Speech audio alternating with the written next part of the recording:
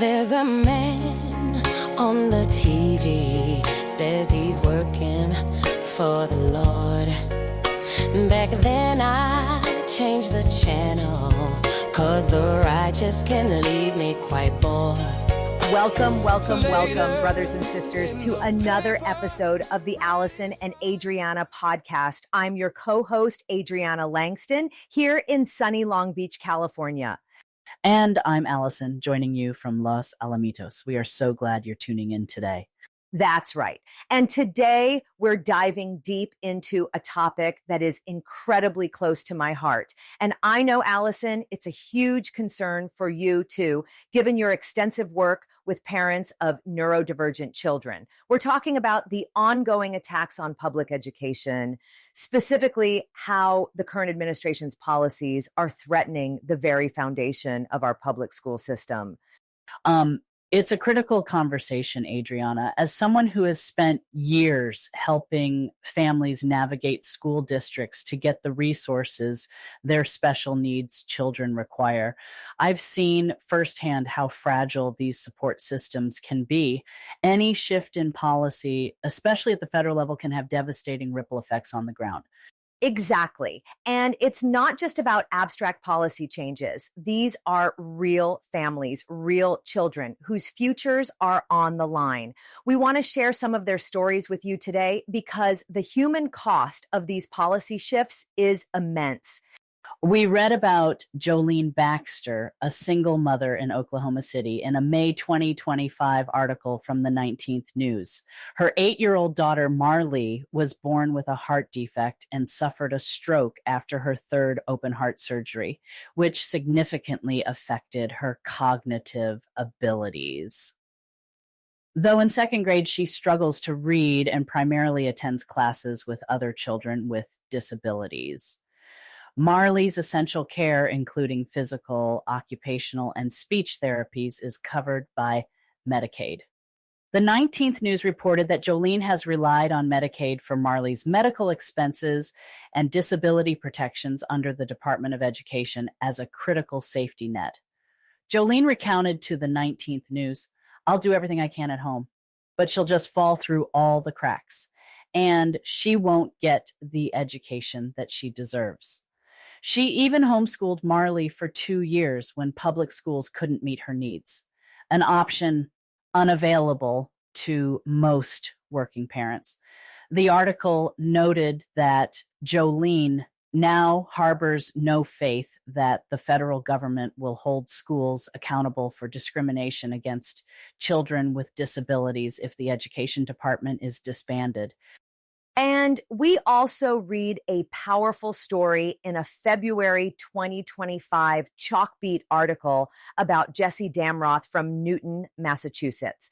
Her 17-year-old son, Logan, has autism, attention deficit hyperactivity disorder, and other medical needs. Logan was participating in a program called Charting My Path for Future Success at Newton Public Schools, which was funded by the U.S. Department of Education. This program was designed to provide extra support for high schoolers with disabilities in planning for life after high school. The Chalkbeat article quoted Jessie saying that Logan needed that extra support to really reinforce that he could do this. For the first time, Logan was enthusiastically discussing career options in science and, potential college studies. But the Trump administration abruptly terminated the Charting My Path program, along with more than 200 other education department contracts and grants as part of a cost-cutting initiative. The administration justified these cuts by deeming the spending wasteful or fraudulent or in service of diversity, equity, inclusion, and accessibility goals that President Trump sought to ban. The Chalkbeat article highlighted that for Jessie, the cancellation of parent support meetings through Charting My Path was particularly distressing. She expressed her heartbreak, feeling that the decision was not well thought out, and emphasized Logan's desire to achieve his life goals, which requires the necessary tools and support. And then there's Pam Nichols in Macon, Georgia, whose story we watched on PBS NewsHour in July 2025. Her 14-year-old son, Spencer, has Down syndrome. Pam told PBS NewsHour that Spencer loves taking care of his farm animals at home, but his school day offers him little autonomy as he spends almost his entire day in a small classroom with other students with disabilities. Spencer himself described his experience as kind of rough, though he learned some days with his mother's help. Pam believes he's denied the same chance to succeed as his non-disabled peers, stating that he cannot choose his own elective classes and is not progressing as he should. She highlighted that the 6 students in Spencer's class are all taught at the same level, and she has to advocate for Spencer to use the library and data from testing to show he can read at a 3rd or 4th grade level, which she considers appropriate. Pam argued that this stalls his development and doesn't prepare him for society. She believes Spencer should be in more general education classes, but his middle school lacks the necessary resources and staff. Pam recounted an instance where Spencer's science teacher suggested he color during the science test instead of learning the material, despite Pam's desire for him to learn. Pam Nichols expressed fear about the proposed cuts, especially since the public school system is Spencer's only option in Macon. She emphasized that early intervention services have enabled children like Spencer to learn to read and do math, becoming meaningful contributors to society, and that a little bit of extra support goes a long way. Spencer himself has ambitions of owning a home and working in the restaurant industry, and Pam is committed to fighting for his quality education. These stories and so many others underscore why we need to pay close attention to what's happening with our federal Department of Education. The changes being made and those planned have direct and profound impacts on the lives of our most vulnerable students. The core of the current administration's vision for education is to significantly diminish the federal footprint. Project 2025, a comprehensive blueprint for a potential second Trump presidency, explicitly outlines plans to strip the federal role in education down to that of a statistics gathering agency that disseminates information to the states, as reported by the Heckinger Report in July 2025.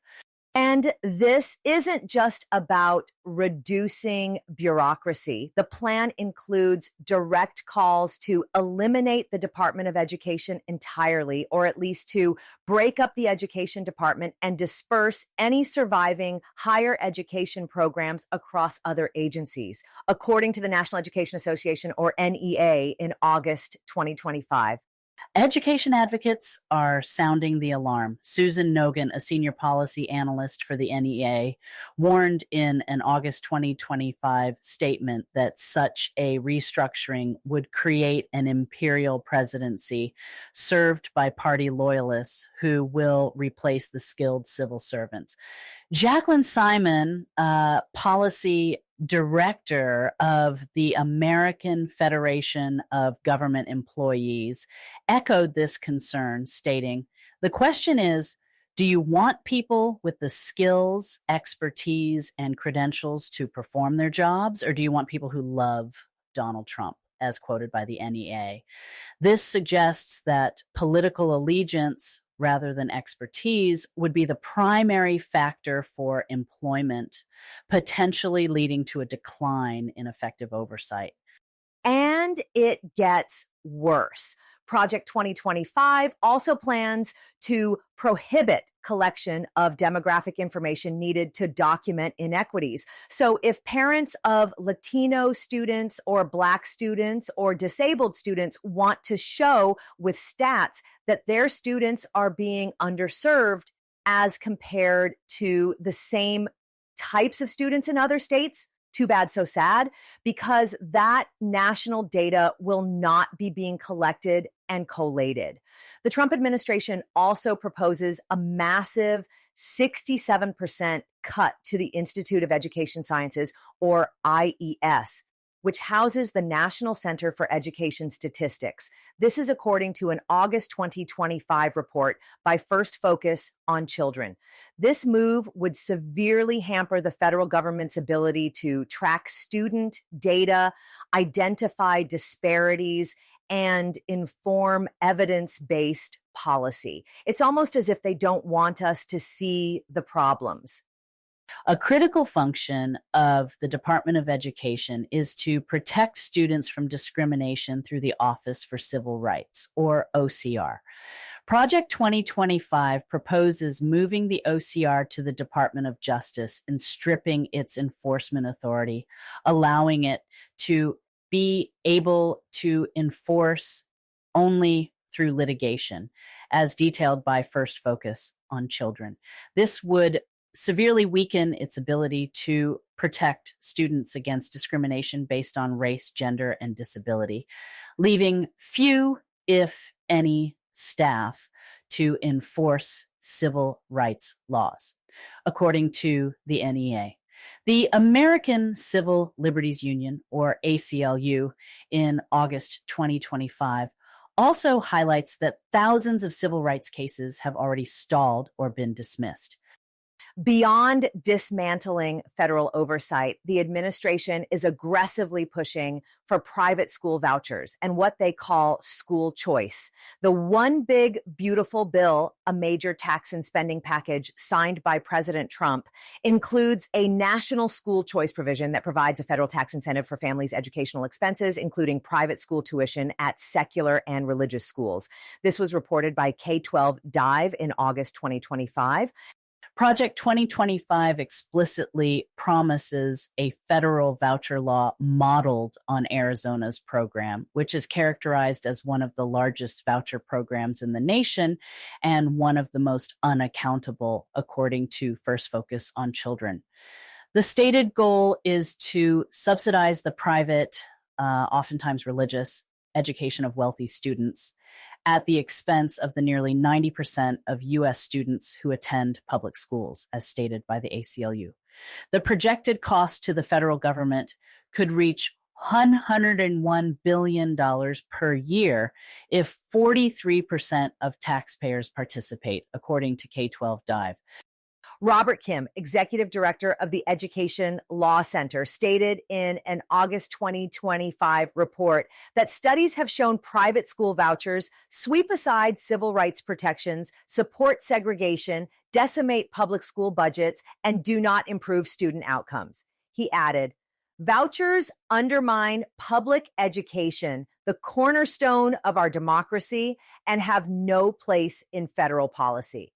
Ed Trust, a nonprofit focused on students of color, even nicknames the One Big Beautiful Bill the Great American Heist, because it will spend billions in public money to subsidize wealthy families accessing private schools with little oversight.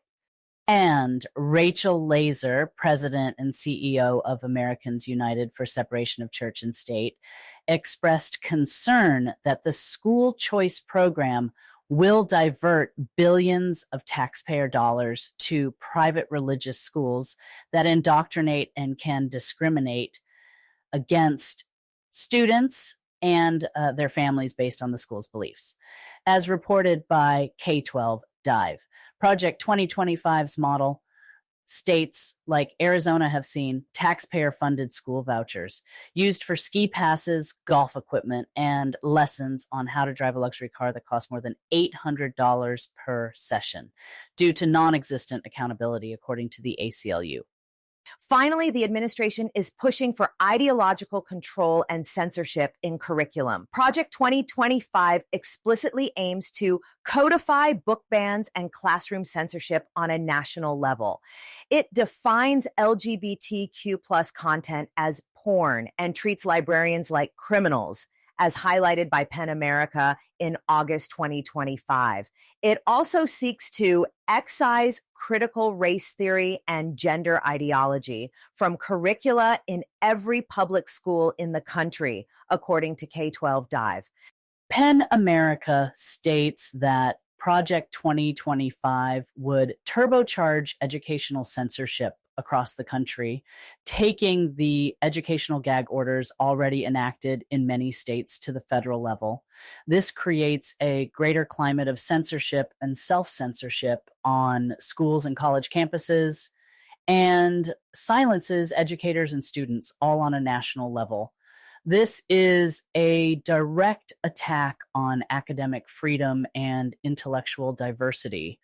In our next segment, we'll delve into the long history of conservative attacks on public education, exploring the ideological reasons behind these efforts and how they've evolved over time. We'll be right back.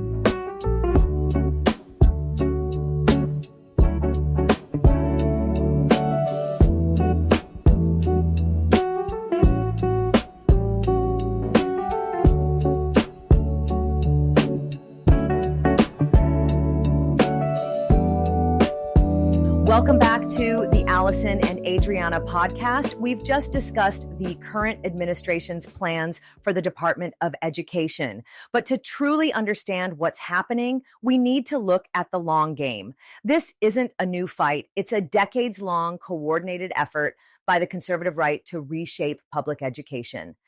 That's right, Adriana. At the heart of this current push is Project 2025, a massive policy document from the Heritage Foundation. As Insight into Academia noted in August 2025, it's a 900-plus page roadmap for a potential new conservative presidential administration covering nearly every aspect of government, including education.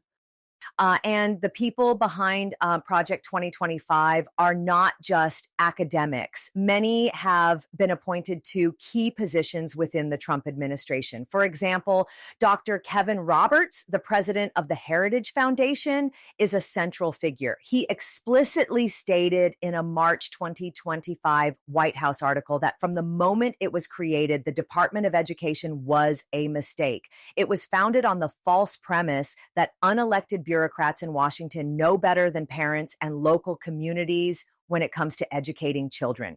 In a July 2024 interview on Real America's Voices War Room, Dr. Roberts referred to the current political climate as the Second American Revolution, which will remain bloodless if the left allows it to be, indicating a strong ideological stance against progressive policies. He has also stated that children suffer the toxic normalization of transgenderism with drag queens and pornography invading their school libraries, reflecting a key cultural concern driving conservative education efforts. His vision for education, as outlined in a Heritage Foundation report, emphasizes human flourishing and liberal arts that are meant to educate for liberty, which he contrasts with critical race theory and Marxist claptrap. He believes that public school education should be based on a compelling vision of the founding and natural law. Critics such as The Emancipator argue that Roberts' message is resolutely anti-American, promoting a God-appointed monoculture and seeking a country filled with Christian automatons. And Dr. Lindsay Burke, the lead author of the education section in Project 2025, is now the Deputy Chief of Staff for Policy and Programs at the U.S. Department of Education, as announced by the Heritage Foundation in August 2025. Dr. Burke has been a vocal advocate for winding down overly prescriptive federal intervention in local schools, empowering parents with choice and transparency, and limiting ever-ballooning higher education subsidies, as she stated in an October 2024 interview with Rick Hess. She argues that protections for civil rights and students with disabilities predate the agency, meaning they'll remain in place after it's gone. downplaying the federal role in ensuring inclusive education. And when she talks about ever-ballooning higher education subsidies, she's specifically targeting federal student loan programs, including the elimination of public service loan forgiveness, arguing that many government and nonprofit employees would no longer have working Americans paying off their master's degrees. And get this, Alison, Dr. Burke, in a December 2024 Heritage Foundation commentary titled, "Here's How to Actually Reverse the Baby Bust," co-authored with J.P. Green, argued that U.S. higher education policies provide enormous incentives for more people to attend universities, take longer to complete their degrees, leading to an artificially extended adolescence that significantly reduces fertility rates. She even noted that among women with a bachelor's or higher degree, nearly twice as many, 21.8%, will never have children compared to who ended their formal education with a high school diploma, 11.5%. This shows a clear ideological link between education policy and demographic goals. The Heritage Foundation, through Dr. Burke's work, explicitly states that government policies often produce unintended consequences that promote behaviors that are antithetical to family formation. They believe that by stop-hopping, putting the government thumb on the scale in favor of policies that push people into life paths that postpone or disincentivize starting and growing families, fertility rates will rise. This includes discouraging higher education for women and promoting religious education, which they believe fosters pro-fertility values. When you break this down, what it comes down to is Christian nationalist ideology that basically wants to create, let's state it outright, more white babies. More white babies in families where it is always and only a mother and a father. Daddy works, mommy stays home and cooks and cleans and makes more babies. And it is all how God ordained. And all that is just fine. It's just not just fine when one group is purposely trying to squeeze each and every one of us into that box, whether or not it is our choice to live like that. It's not just about policy, it's about a worldview. The conservative opposition to public education is deeply rooted in ideological motivations. Adriana, have you ever heard of Christian Reconstructionism? I mean, I personally have heard about it because before I was a progressive Christian, I was raised in a much more conservative, high control church that preached some of this stuff. So break it down, Alison, break it down. Christian nationalism is a theological framework. It goes like this. There is going to be a rapture. There are going to be tribulations. And Jesus Christ is going to return in as a deity, not as a human. Jesus is going to return to rule over his kingdom on earth. But human society has to create that kingdom before Jesus will come back. It's like, hey, I'm the King of Kings and Lord of Lords. I'm not coming back to a dirty house. Clean this mess up, get stuff straightened up before I get there to sit on the throne. And for these right-wing Christians, the filth that needs to be cleaned up is any and every way that people are living that doesn't suit their particular values. They want a national government explicitly based on Christian tenets to coerce people into living the way they think is moral. As detailed in a 2000 Site Cirex document, Reconstructionists view public schools as bastions of state-sponsored sin and a major impediment to their theocratic agenda. They advocate for the deinstitutionalization of public education through mechanisms like unrestricted vouchers, charter schools, and homeschooling. And alongside that, they push for the re-Christianization of schools. They want Christmas trees at school replaced by creches with baby Jesus. They want prayer in schools. They want the introduction of creationism and the removal of multiculturalism and comprehensive sex education from curricula. This is all part of a long-term vision for a Christian nation. And it's also about the free market. Conservatives believe private enterprise is inherently superior to public services. And this principle directly informs the desire to shrink the public education sector. As Rethinking Schools highlighted in an undated article, privatization efforts are also strategically aimed at undermining teacher unions, which are seen as a key base of support for the Democratic Party.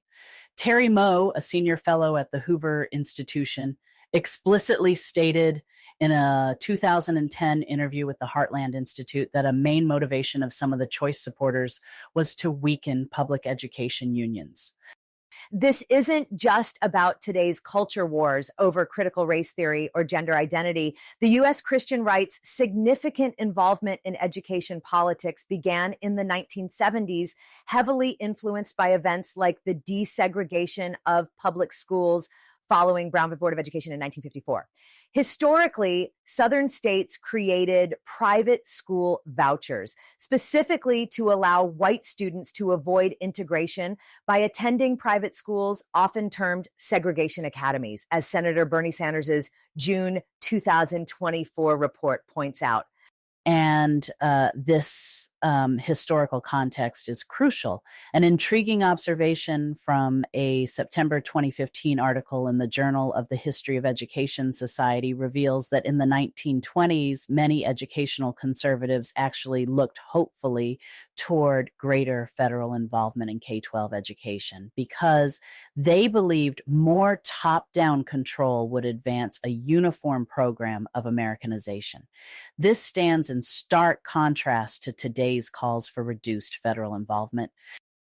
That's right, Alison. It shows that the conservative position on federal involvement isn't consistent. It is pragmatic, not dogmatic. They support federal intervention when it aligns with their goals and oppose it when it doesn't. It's about ideological alignment, not just federalism.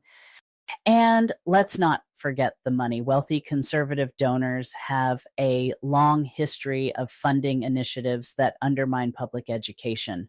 Senator Bernie Sanders' June 2024 report, By the Wealthy, for the Wealthy, the Coordinated Attacks on Public Education in the United States, and explicitly states that conservative billionaires are funding a coordinated effort to dismantle public education to pay for private school vouchers that largely benefit wealthy families and enable corporations to avoid paying their fair share of taxes.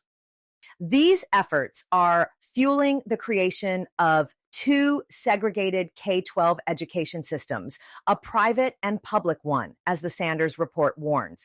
And as a July 2025 Time article points out, the draconian cuts to public education caused by vouchers can lead to school closures, disproportionately impacting schools in Black and brown neighborhoods. Conservatives toot the term school choice, but that's just marketing. The studies document inequities and lack of accountability associated with many private school programs. This appealing language effectively masks the underlying systemic impact of diverting public funds and weakening the universal public education system.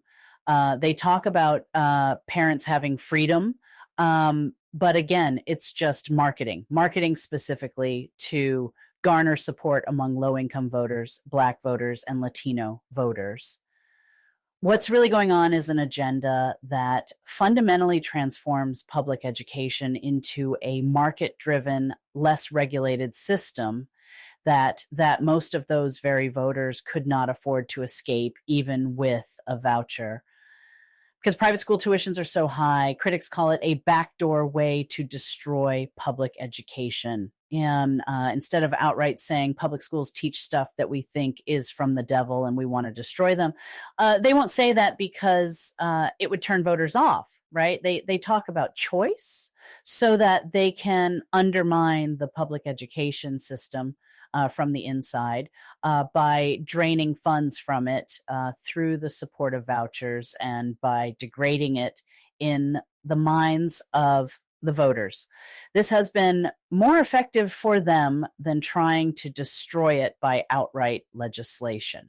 But now, with Trump in office working this 2025 plan, they are using outright policy and legislation to destroy public education. And this isn't just theory. We've seen these policies incubated at the state level. For example, in Dover, Pennsylvania in 2004, the school board voted to require ninth grade science teachers to read a statement questioning the validity of evolutionary theory, stating, because Darwin's theory is a theory, gaps in the theory exist for which there is no evidence.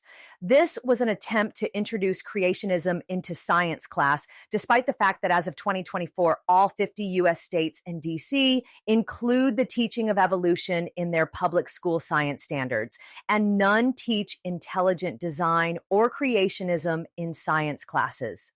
Another conservative favorite that gets workshopped at the state level is ditching full spectrum sex education for abstinence-only sex education. And when it comes to sex education, states that prescribe abstinence-only programs in public schools have significantly higher teenage pregnancy and birth rates than states with more comprehensive sex education.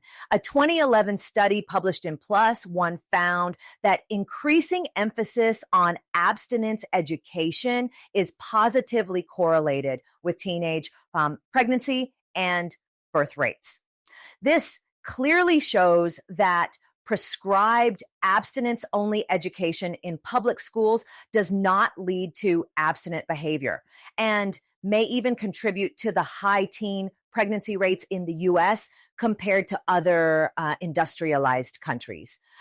We've also seen efforts to impose traditional marriage and gender roles right into school curriculum in some of these GOP lead states. Like you said, they workshop these policies at the state level, and now they are taking them national. In Florida, the Parental Rights and Education Act, often called the Don't Say Gay law, prohibits classroom instruction on sexual orientation or gender identity from kindergarten through third grade and restricts it in higher grades. Now, this might sound reasonable, like why would the teacher be talking to third graders about sexual anything, right? But what ends up happening is all the little picture books that show a puppy with two grown male dog dads doing nothing sexual, mind you, just starring in this school puppy play, get pulled from the third grade classroom. The little girl bear that wants to dress in overalls like the boy bears pulled, it's just a promotion of prejudice.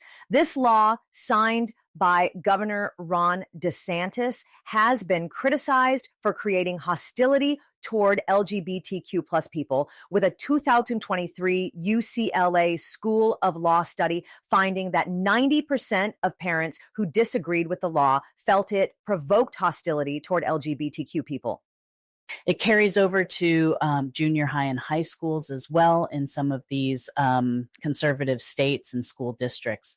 Like in some social studies curricula, there have been lessons that rigidly define gender roles, teaching students that men were breadwinners and women were homemakers, expected to keep a clean home for their husbands, supported their husbands, and gave birth and raised their children to grow up and accept these same gender roles.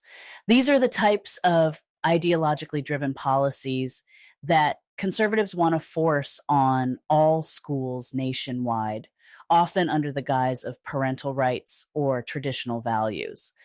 In our next segment, we'll explore how the ongoing attacks against teachers' unions are deeply intertwined with this broader conservative strategy, particularly concerning political funding. We'll be right back.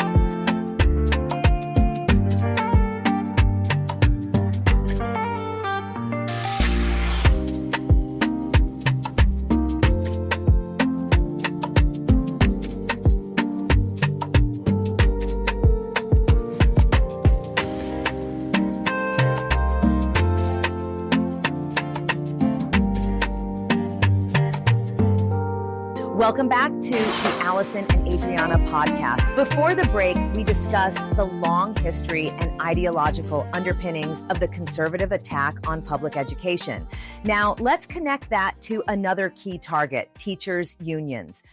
That's right, Adriana. There is a long history of conservatives and the GOP being anti-union specifically because they witnessed unions donate more money to DNC candidates than to GOP candidates, or donate more to the DNC as a whole. The point was to cut off these funding sources. The hostility towards the teachers' union is no different. This creates a direct parallel to strategic motivations observed in other conservative movements like tort reform. Where this is most clearly broken down is in this report we recently looked at called Deconstructing Political Rhetoric, Conscience and Identity in Policy. A professor named Carolyn de Cruz from La Trobe University in Australia wrote it. De Cruz's report is pretty rich. She says major teachers' unions, such as the National Education Association, or NEA, and the American Federation of Teachers, or AFT, are widely recognized as significant donors to the Democratic Party. De Cruz's analysis of their political spending consistently reveals an overwhelming alignment with Democratic causes. For instance, in the 2021-2022 election cycle, the four largest public sector unions, including the NEA and AFT, collectively spent over $700 million election-related activities, with nearly 96% of their PAC money directed towards Democratic candidates and causes.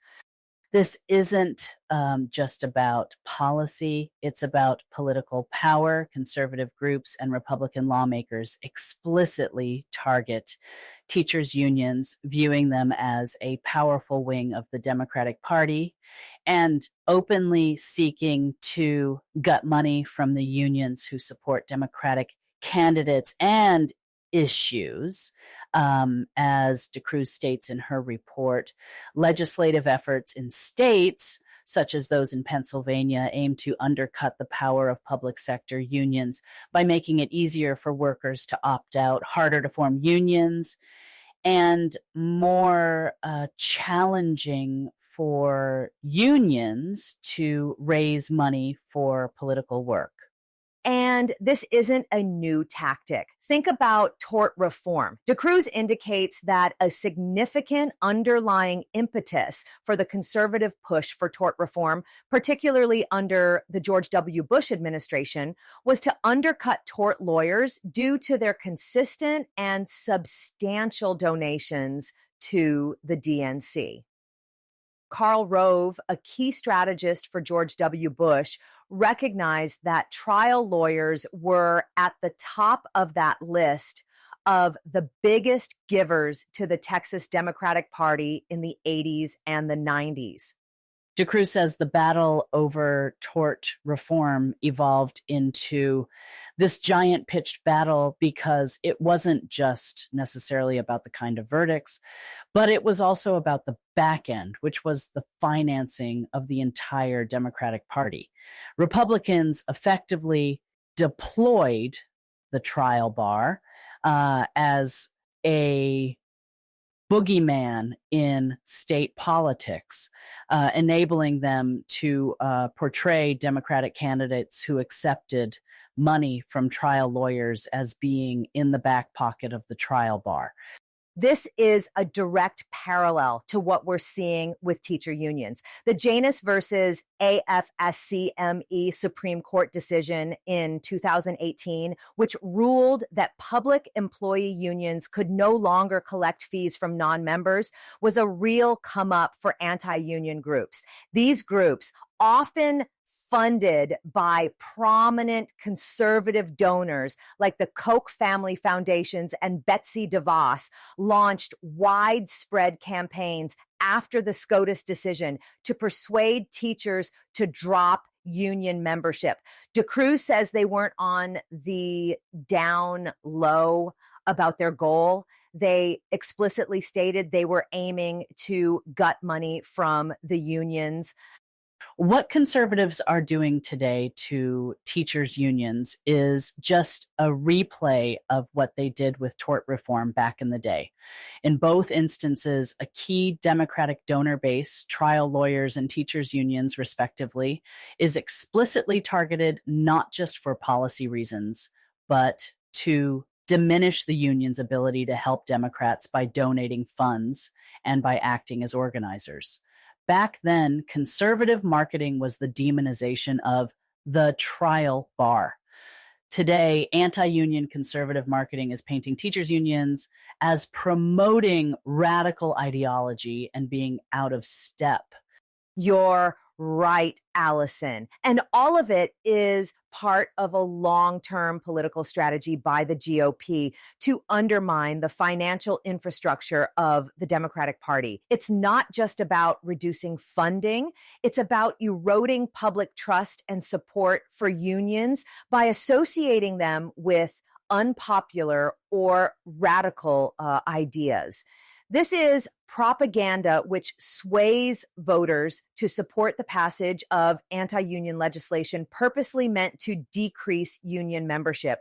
They want to undermine unions' actual political power, and they want to undermine the perception of unions in the public discourse. In our next segment, we'll specifically address how these changes to the Department of Education, both instituted and planned, will impact students who are on individualized learning programs, students with disabilities, and other marginalized groups. We'll see you after the break. Yeah, you know, we used to go to Los Cerritos Park. Right there on Country Club Drive in Virginia Country Club. We used to go at night. The girls would come to Scarabs and Zane. They'd come. The boys would lean on this one tree. We'd pull their pants down. They'd be facing the tree. They're behind glowing white. Welcome back to the Alison and Adreana podcast. Before the break, we discussed the long history and ideological underpinnings of the conservative attack on public education. Now, let's connect that to another key target, teachers' unions. That's right, Adriana. There is a long history of conservatives and the GOP being anti-union specifically because they witnessed unions donate more money to DNC candidates than to GOP candidates, or donate more to the DNC as a whole. The point was to cut off these funding sources. The hostility towards the teachers' union is no different. This creates a direct parallel to strategic motivations observed in other conservative movements like tort reform. Where this is most clearly broken down is in this report we recently looked at called Deconstructing Political Rhetoric, Conscience and Identity in Policy. A professor named Carolyn de Cruz from La Trobe University in Australia wrote it. De Cruz's report is pretty rich. She says major teachers' unions, such as the National Education Association, or NEA, and the American Federation of Teachers, or AFT, are widely recognized as significant donors to the Democratic Party. De Cruz's analysis of their political spending consistently reveals an overwhelming alignment with Democratic causes. For instance, in the 2021-2022 election cycle, the four largest public sector unions, including the NEA and AFT, collectively spent over $700 million election-related activities, with nearly 96% of their PAC money directed towards Democratic candidates and causes. This isn't just about policy. It's about political power. Conservative groups and Republican lawmakers explicitly target teachers' unions, viewing them as a powerful wing of the Democratic Party and openly seeking to gut money from the unions who support Democratic candidates and issues. As de Cruz states in her report, legislative efforts in states such as those in Pennsylvania, aim to undercut the power of public sector unions by making it easier for workers to opt out, harder to form unions, and more challenging for unions to raise money for political work. And this isn't a new tactic. Think about tort reform. DeCruz indicates that a significant underlying impetus for the conservative push for tort reform, particularly under the George W. Bush administration, was to undercut tort lawyers due to their consistent and substantial donations to the DNC. Karl Rove, a key strategist for George W. Bush, recognized that trial lawyers were at the top of that list of the biggest givers to the Texas Democratic Party in the 80s and the 90s. DeCruz says the battle over tort reform evolved into this giant pitched battle because it wasn't just necessarily about the kind of verdicts, but it was also about the back end, which was the financing of the entire Democratic Party. Republicans effectively deployed the trial bar as a boogeyman in state politics, enabling them to portray Democratic candidates who accepted money from trial lawyers as being in the back pocket of the trial bar. This is a direct parallel to what we're seeing with teacher unions. The Janus versus AFSCME Supreme Court decision in 2018, which ruled that public employee unions could no longer collect fees from non-members, was a real come up for anti-union groups. These groups, often funded by prominent conservative donors like the Koch family foundations and Betsy DeVos, launched widespread campaigns after the SCOTUS decision to persuade teachers to drop union membership. DeCruz says they weren't on the down low about their goal. They explicitly stated they were aiming to gut money from the unions. What conservatives are doing today to teachers' unions is just a replay of what they did with tort reform back in the day. In both instances, a key Democratic donor base, trial lawyers and teachers' unions, respectively, is explicitly targeted not just for policy reasons, but to diminish the union's ability to help Democrats by donating funds and by acting as organizers. Back then, conservative marketing was the demonization of the trial bar. Today, anti-union conservative marketing is painting teachers' unions as promoting radical ideology and being out of step. You're right, Alison. And all of it is part of a long-term political strategy by the GOP to undermine the financial infrastructure of the Democratic Party. It's not just about reducing funding. It's about eroding public trust and support for unions by associating them with unpopular or radical ideas. This is propaganda which sways voters to support the passage of anti-union legislation purposely meant to decrease union membership. They want to undermine unions' actual political power, and they want to undermine the perception of unions in the public discourse. In our next segment, we'll specifically address how these changes to the Department of Education, both instituted and planned, will impact students who are on individualized learning programs, students with disabilities, and other marginalized groups. We'll see you after the break. We'd pull their pants down. They'd be facing the tree. They're behind glowing white in the moonlight.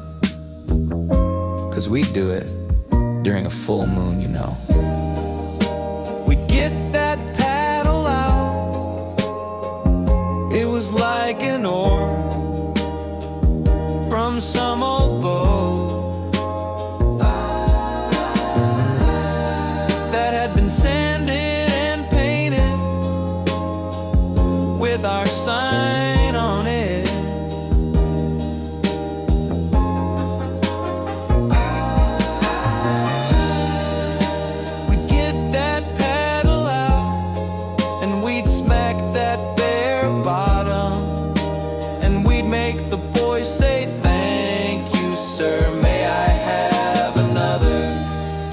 Welcome back to the Alison and Adreana podcast. We've talked about the broad strokes of the conservative agenda and its historical roots. Now, let's bring it back to what matters most, the direct impact of these changes on our most vulnerable students.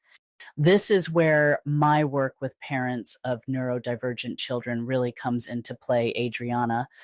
In an August 2025 report, the Center for American Progress said the Trump administration's policies, including the proposed elimination of the Department of Education, put disabled students at substantial risk of losing fundamental protections provided by the Rehabilitation Act, the Individuals with Disabilities Education Act, and the Americans with Disabilities Act, abbreviated to the ADA. And even if I hadn't read that report, I'd say the same thing just from experience. These parents depend on these programs to help their kids on their educational journey. That's clear from the stories we talked about at the top of the podcast. The Trump administration claims the Individuals with Disabilities Education Act funding itself would be preserved at current levels. Education advocates don't believe it. They are very concerned about the proposed reorganization into single separate grants aimed at letting states spend the money as they see fit. They are concerned about the indicated transfer of special education programming from the Education Department to the U.S. Department of Health and Human Services. K-12 Dive-In magazine talked about these concerns in their August 2025 issue. Critics fear that without the oversight of main federal departments like the Department of Education, the grants would go to the states, but not necessarily get spent on helping the education of kids with special needs. Experts and advocates fear that such a shift is short-sighted, offensive, and unacceptable because it segregates students with disabilities from school-based resources and support and risks promoting a medical model of disability, according to a nonprofit news article from August 2025. So now parents won't be going to the school and saying, hey, my special needs child needs support for her learning journey. Let's talk about what support resources are available. Parents now have to go to the doctor with this kind of conversation. Let me ask anyone out there, is it easier to get an appointment with your doctor or with the principal at your child's school or your child's teacher? This approach, while claiming preservation, fundamentally alters the delivery mechanism and oversight of these critical services. And the Office for Civil Rights, or OCR, which is crucial for enforcing the Individuals with Disabilities Education Act and Section 504, has already lost nearly 50% of its staff. Part of the whole DOGE gutting, plus the anti-diversity efforts of this administration, this severely diminishes the ability of the department to enforce those rights and leaves few, if any, staff to enforce civil rights laws, according to an August 2025 article by AAPD. Consequently, thousands of civil rights cases have stalled or been dismissed. This means that even if laws like the Individuals with Disabilities Education Act and Section 504 remain on the books, good luck getting them enforced due to lack of resources. No enforcement means no protection for vulnerable students. So if an individual student's family does not have the money to hire a lawyer capable of suing the school district, too bad, so sad. You just keep getting discriminated against, or you wait and wait and wait for some ambitious law firm to file a class action suit on behalf of everyone in your child's position. And while that case works its way through court, your child passes the years being underserved in K through 12. The concern is the ability to file discrimination complaints with the DOE's Office of Civil Rights since the Trump administration has taken over. All of those complaints have been put on hold. And a lot of families are very concerned about the future of the Office for Civil Rights. The impact extends to low-income students. Project 2025 plans to eliminate Title I funding entirely and replace it with no strings attached block grants with zero regulations or oversight, as stated by the Center for American Progress. If you think that block grant funding will end up funding the needs of underserved Black students, I have a bridge to sell you. This would undermine the academic outcomes of 2.8 million of the nation's most vulnerable students. Furthermore, Project 2025 calls for the end of the Head Start program, which served 833,000 children in fiscal year 2022 and would end universal free school meals that provide food security to millions of children, according to the NEA. It is seriously cruelty built into legislation. NEA President Becky Pringle states that gutting the department would lead to less resources for our most vulnerable students, larger class sizes, fewer special education services for students with disabilities, and less civil rights protections, as quoted by the NEA. These cuts are not isolated. They form a comprehensive strategy that impacts low-income students at every stage of their educational journey. And it impacts teachers too. Again, the Center for American Progress found that removing Title I funding would worsen existing teacher shortages by wiping out up to 6% of the workforce concentrated in low-income communities. Cuts to federal support would make workloads heavier and conditions more difficult for teachers in high-poverty schools, where teacher turnover is already highest. It's not just K through 12. Access to higher education would also be severely threatened. Project 2025 would curtail student loan forgiveness and repayment programs, eliminate the Biden administration's income-based repayment plans, and end federal student debt forgiveness for public service workers, which has so far cleared $69.2 billion in student debt for 946,000 borrowers, according to the NEA.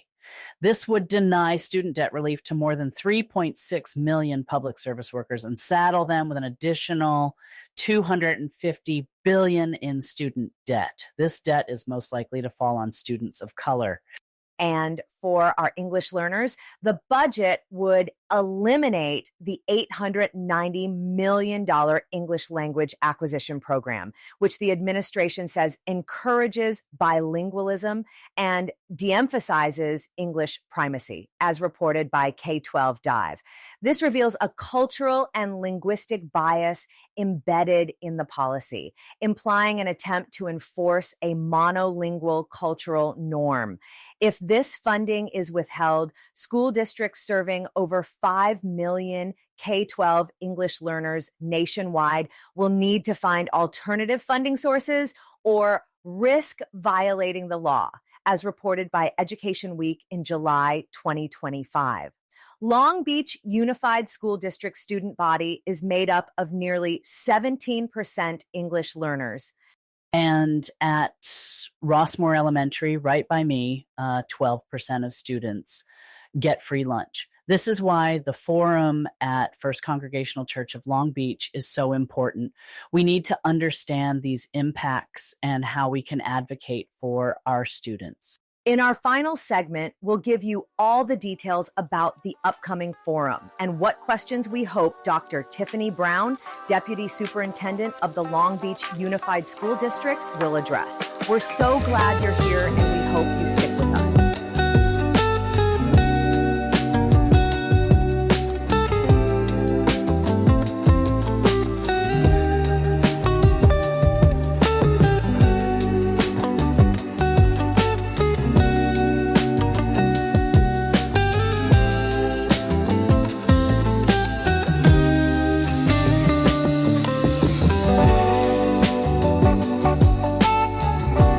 Welcome back to the Alison and Adreana podcast, and thank you for joining us for this crucial conversation about the future of public education.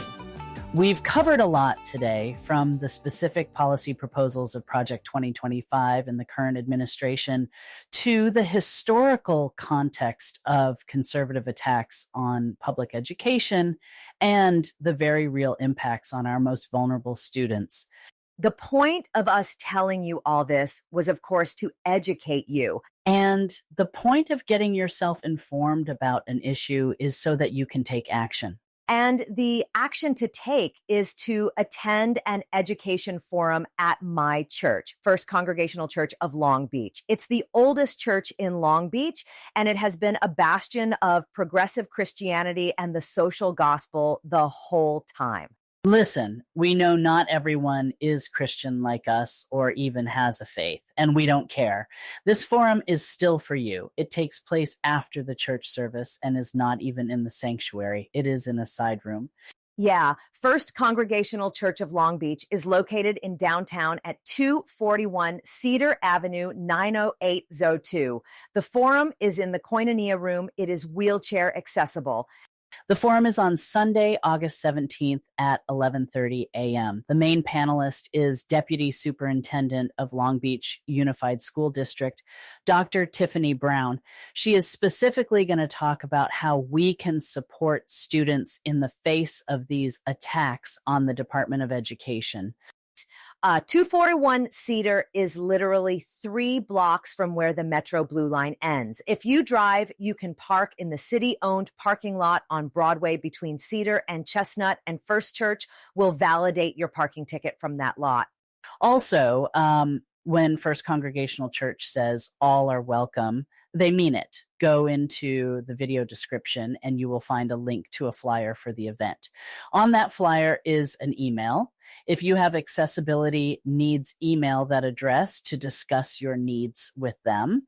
The church really will try to accommodate people because they want the full community to participate.